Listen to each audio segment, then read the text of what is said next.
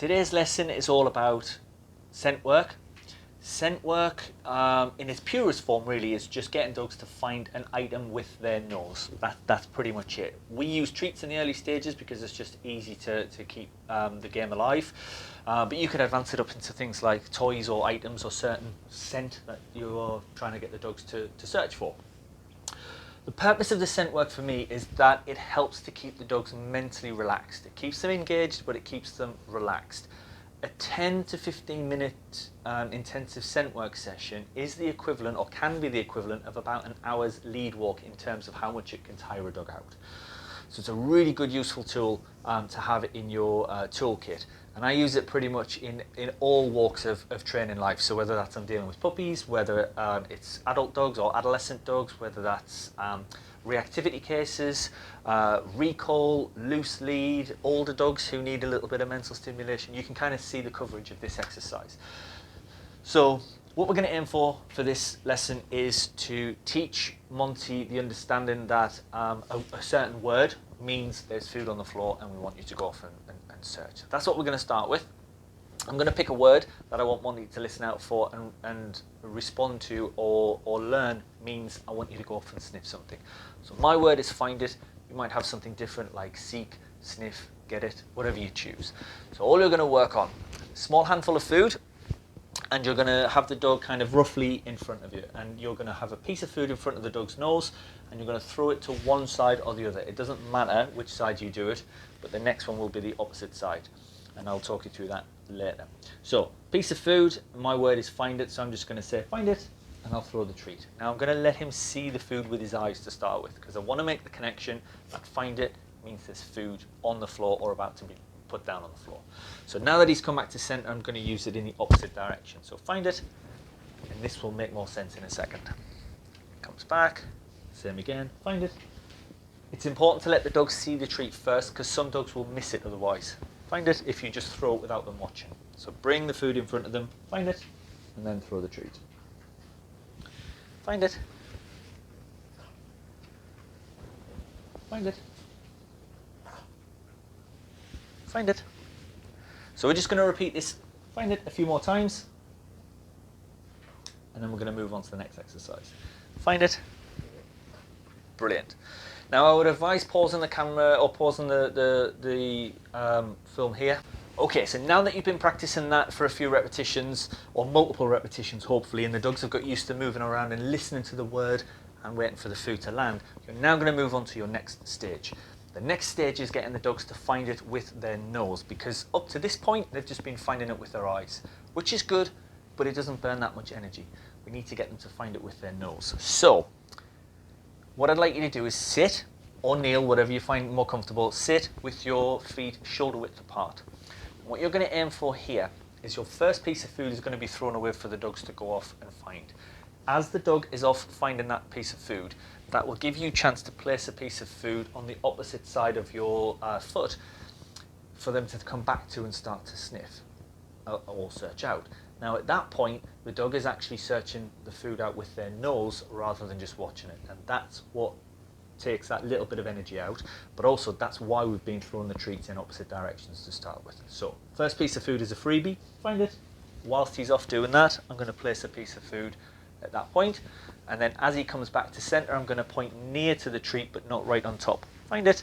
And what I'm hoping for here is that his nose will take him the rest of the way into the food. Now once he's found that piece, you'll notice that's given me a chance to hide that next piece. So find it, and then the game continues like this for a while. Now if the dog's nose is down, leave them to search. If the dog keeps looking up to you for help, then absolutely help them out, but otherwise just try and sit back and just let them work through this. Find it, because actually they will find it eventually if you give them enough time, but as long as they're not struggling. If they keep looking at you, then help them out. So once has found that piece, next time find it, we go on to that side, and then as he's finding that piece, I've then hidden the next piece. Find it. Gradually what we're going to aim for is that we don't actually point close to the treat, we point kind of roughly in that area, and we then hope the dog will then go off and search and forage themselves. So first piece of food is going to go out, find it, and then I'm just going to put the food there, but I'm just going to point here. Find it. So what I'm aiming for now is that he's got to cover a little bit more ground before he gets to the food. You can see his nose is down and he's sniffing. And if he looks to me for help and he doesn't put his head back down and start sniffing, then I'll help him out. But because he went back off and started to sniff, I'll just leave him to it.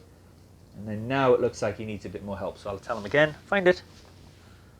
And then he goes in and gets the food. So that's where the help comes in if you need it. But if the nose is already down, we don't say anything. And the reason for that is if you keep using the word find it whilst the dog is down sniffing, you can actually distract the dog and then they keep looking back to you and then they lose track of what they've been doing. So that's your next stage. Placing the food down where the dog can't see but can access easily, and then point near to the food but not directly on top of the food and get them to find. If they need help, by all means help, but as much as possible try and sit back and just let the dog search.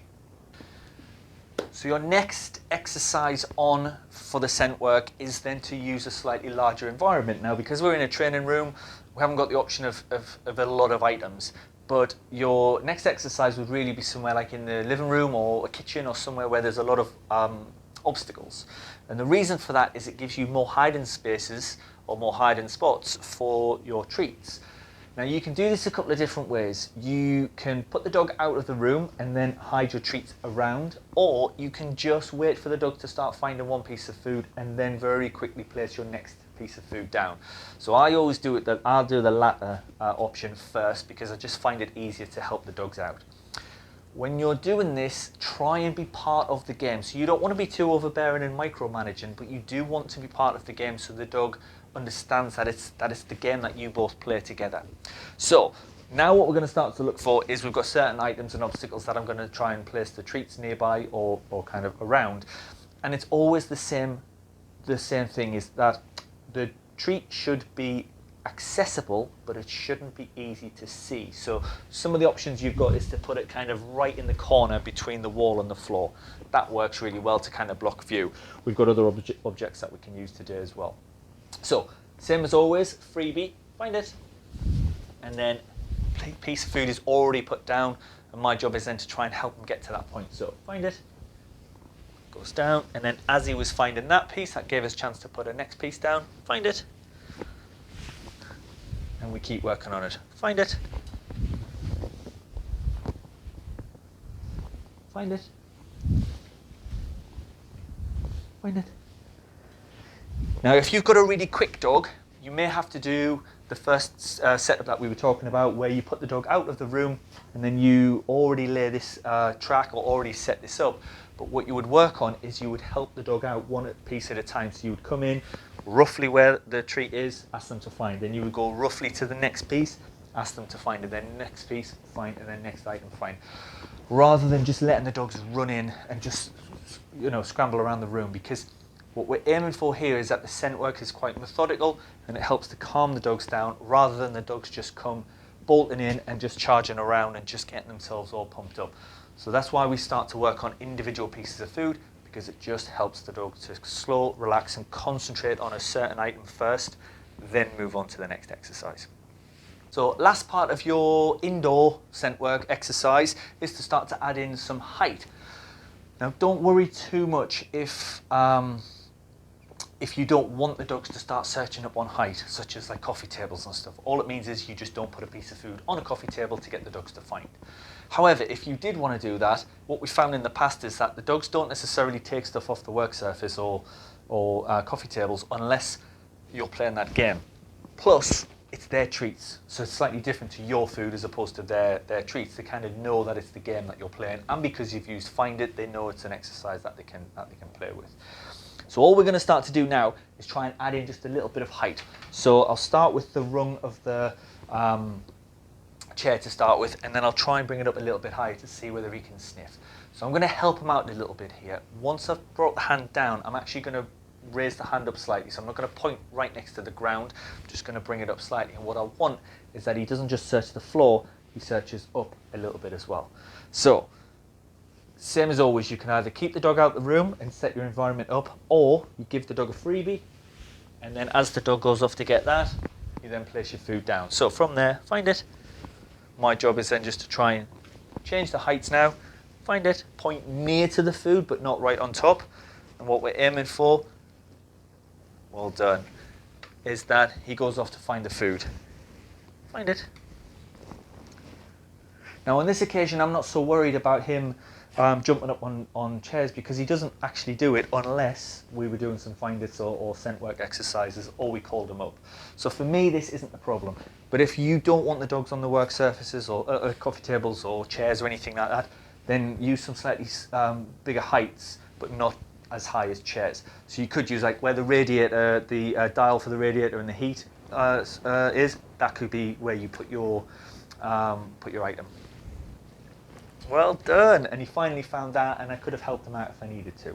So that's the last part of your indoor kind of scent work exercises, to start to add in some heights. You can even go in the kitchen and pull out the bottom drawer slightly and just put the treats on the top of the drawers.